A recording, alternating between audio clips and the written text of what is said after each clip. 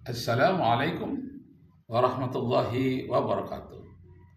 Allah berfirman di dalam surat Al-Maidah ayat 38. Asy-syariqu wasy-syariqatu faqta'u aydiyahuma. Asy-syariqu wasy-syariqatu faqta'u aydiyahuma wasy-syariqu wasy-syariqatu faqta'u aydiyahuma. Koruptor laki-laki, koruptor wanita, potonglah tangan keduanya, jangan belas kasihan terhadap mereka. Bagaimana kalau jadi koruptor itu Fatimah anak kandungmu sendiri ya Rasulullah? Rasulullah menjawab, Lau saraqat Fatimah binta Muhammad laqata'tu yadaha. Dalam redaksi lain, Lau kanat Fatimatu bintu Muhammadin saraqat laqata'tu yadaha. Jangankan Fatimah yang lain, Fatimah anak kandungku yang kucintai pun kalau dia korupsi akan kupotong juga tangannya. Allahu Akbar, Allahu Akbar. Nah, kita dengarkan bagaimana. Adalah ungkapan dari kegelisahan rakyatnya. Kalau memang kalian keberatan, cari di mana solusinya. Nah, sekarang apa yang mereka khawatirkan? Ayo kita duduk dengan pemerintah. Nah, ciptakan sesuatu yang baru.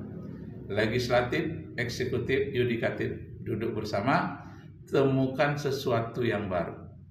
Ciptakan sesuatu yang baru agar orang tidak menjadi koruptor. Bagaimana tidak ada korupsi, dan kalau ada koruptor disikat. Orang yang melakukan korupsi dihukum mati, dihukum potong tangan, dan hukuman itu namanya pemiskinan, penyitaan terhadap harta kekayaannya, dimiskinkan. Allahu Akbar, Allahu Akbar, Allahu Akbar. La ilaha illallah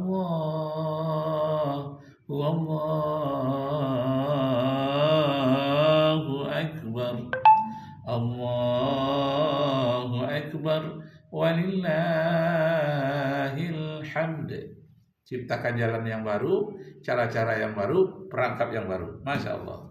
Lenyap, negara rugi, tapi para koruptor cuan gede. Nah, sekarang giliran mereka yang kena garuk.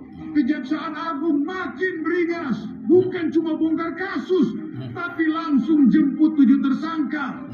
Dari pejabat sampai swasta, udah nggak ada tuh drama pura-pura sakit, pura-pura lupa. Baru hari pertama ditahan, langsung keringat dingin, penggeledahan. Jangan ditanya, kantor Ditjen Migas digeledah, dokumen disita, HP 15 biji diangkut, laptop ikut raib. Mungkin koruptor sekarang lagi was-was. Waduh, chat sama istri kedua, kebaca nggak ya? Dan di atas semua ini, Prabowo bicara tegas, lawan korupsi sekeras-kerasnya, tanpa pandang bulu. Ini bukan sekadar janji manis, ini alarm keras buat tikus-tikus negara. Sekarang pertanyaannya, siapa yang bakal kena garuk berikutnya? Jadi buat yang biasa main proyek gelap, coba mulai bersih-bersih. Siapa tahu Kejagung udah siap-siap kasih kejutan buat kalian.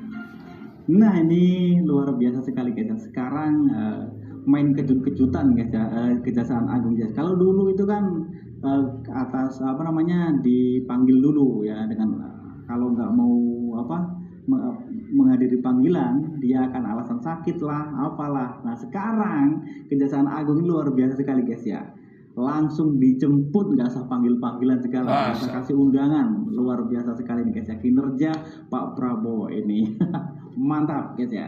Oke, bagaimana pendapat kalian? Bisa komen di kolom komentar. Oke, lanjut tonton video berikutnya guys.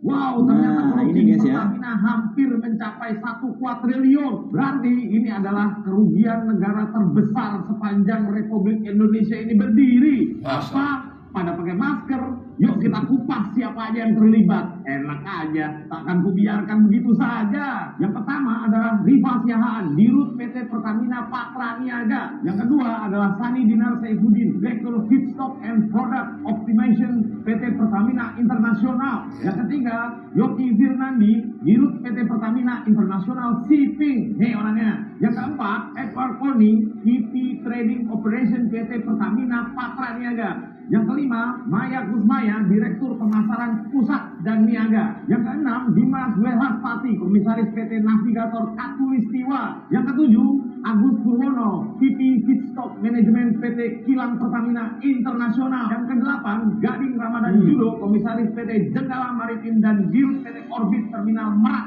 Yang kesembilan, Muhammad Keri Adrianto Riza, Beneficial Owner PT Navigator Katulistiwa. Nah, menurut kalian uang sebesar hampir 1 triliun itu mengalir kemana aja, teman-teman? Tulis di. Nah, Masya Allah. Nah, demikianlah Bapak Ibu serta saudara-saudara sekalian, problem yang kita hadapi sepanjang masa. Sekarang kita tanyakan kepada perguruan tinggi. Itu orang yang menjadi koruptor itu semuanya tamatan perguruan tinggi, sarjana-sarjana. Lalu apa peran perguruan tinggi dalam perbaikan moral para sarjana di Indonesia ini? Itu banyak tamatan-tamatan dari UI, dari UGM, dari ITB, dan banyak perguruan tinggi lainnya. Di mana letak pesan-pesan moral terhadap sarjana-sarjana ini? Rata-rata S2, S3. Masya Allah. Direktur yang tinggi-tinggi itu rata-rata S2 ke atas. Nah, Bapak Ibu dan Saudara sekalian, itulah dosa perguruan tinggi di Indonesia. Pertama, dosanya tidak menjamin moral tamatannya S1, S2, S3 itu betul-betul bermoral dalam bekerja di lapangan, merasa terawasi. Yang kedua, dosa perguruan tinggi itu tidak menciptakan lapangan kerja. Jadi apapun jurusannya mesti harus ada lapangan kerja dasarnya, keterampilan dasarnya harus ada, sehingga tak memungkinkan seorang pun menganggur. Karena itu perguruan tinggi bekerja samalah dengan PU, bekerja samalah dengan Disnaker, bekerja sama dengan perkebunan, harus bekerja sama. Nah, sebelum tamat saja sudah diminta dengan segala macam bidangnya. Bidang kerohanian perlu, administrasi perlu, bidang bahasa perlu. Ditanamkanlah kepada orang-orang ini yang begitu diwisuda, hendaknya begitu dia diwisuda, di sini ditaruh kemari, begitu diwisuda, terjamin hendaknya moralnya, terjamin pekerjaannya, terjamin budi pekertinya, ketaatannya beragama. Kalau tidak, perguruan tinggi itu akan berdosa. Nah, jadi peranan perguruan tinggi itu paling kurangnya 3. Pertama, otaknya orang-orang ini diisi dengan ilmu pengetahuan, kemudian hatinya diisi dengan keimanan, dan kemudian tangannya diisi dengan keterampilan. Ini tidak hanya otak dan hati saja, otak, hati, intelektual, tapi tangannya tidak terampil. Menjadilah dia orang yang malas bekerja, hanya rajin berpikir, malas bekerja, tangannya tidak dipergunakan untuk bekerja. Padahal itu salah satu yang didoakan oleh Nabi, Allahumma inni a'udzubika minal ajzi wal kasali. Ya Allah, jauhkanlah diriku, aku mohon perlindungan kepadamu dari merasa lemah, merasa loyo, dan sikap malas.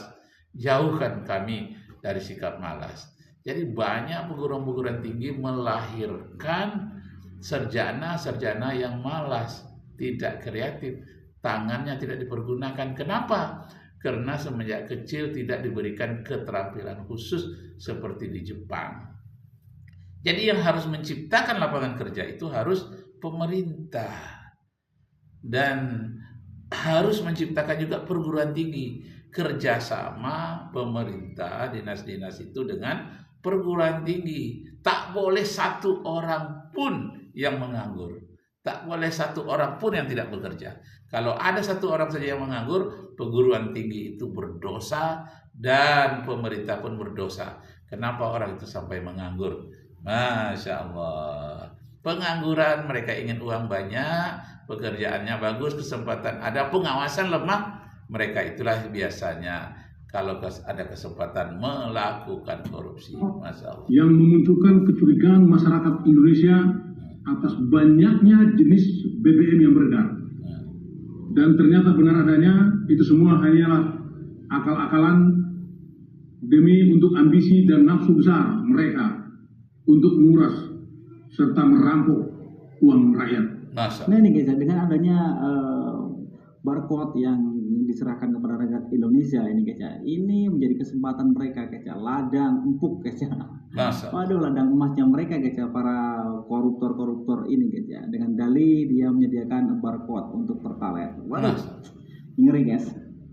Kepada Bapak Prabowo, atas nama rakyat yang merasa dirugikan dan ditipu oleh oknum pejabat Pertamina, bandit, biadab, dan bajingan ini, agar dilakukan hukuman mati tanpa proses pengadilan, sekaligus sebagai pembelajaran berharga bagi para oknum pejabat agar tidak memanfaatkan jabatannya untuk merampok uang negara dan rakyatnya. Bapak Presiden Prabowo, izinkan saya secara pribadi menawarkan diri untuk menjadi algojo eksekutor bagi para bandit pengkhianat bangsa ini. Demikian pesan dan harapan saya sebagai anak bangsa yang sangat peduli dan mencintai negeri ini. Salam panas, salam akal sehat, dan salam nasional sejati dari saya. Ruslan Buton. Dari Ruslan Buton, Masya Allah. Ruslan Buton ini semenjak dari tahun-tahun kemarin sudah menunjukkan keinginannya untuk berjuang melawan segala kezaliman, baik kezaliman dalam bidang administrasi maupun kezaliman dalam bidang kriminal. Banyak sekali yang sudah beliau lalui, dan beliau pun menghadapi penghadang-penghadang pembenci yang tidak sedikit, tapi beliau tetap tegar. Allahu Akbar.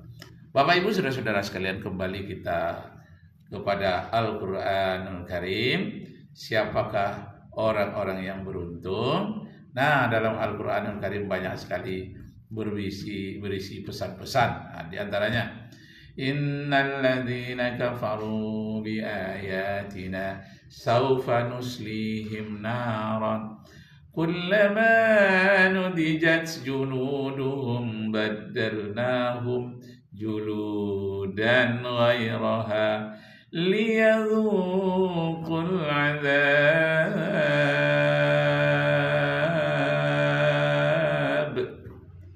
Sesungguhnya orang-orang yang berbuat maksiat, berbuat dosa banyak, orang-orang kafir pasti akan merasakan azab neraka, dan seluruh kulit mereka, darah mereka yang terbuat dari hasil korupsi, hasil dibuat kita yang haram, akan dicari, akan dibakar oleh Allah, dan setiap kulit mereka itu dibakar hangus, diganti dengan kulit yang baru. Baddalnahum juludan ghairaha liyadzuqul adzab, supaya mereka merasakan benar-benar betapa pedihnya azab Allah Subhanahu wa taala. Nah, demikianlah Bapak Ibu saudara-saudara sekalian, semoga Allah meridai kita semua. Bulan-bulanan warganet di berbagai platform media sosial, akun LinkedIn Bagaskara ini digembok dan tidak bisa diakses publik. Tapi bukan cuma Bagaskara yang merupakan keluarga orang nomor 1 RI yang punya kursi strategis di perusahaan plat merah Pertamina. Ada juga Joko Priambodo yang tak lain adalah menantu dari adik ipar Jokowi, Anwar Usman. Astagfirullahaladzim. Nah, masih banyak kalau kita gali satu persatu secara transparan, banyak hal-hal yang harus diperbaiki di negara ini. Sekian, terima kasih. Arju minkum afwan in wajadtum fiha khata'at. Wassalamualaikum warahmatullahi wabarakatuh.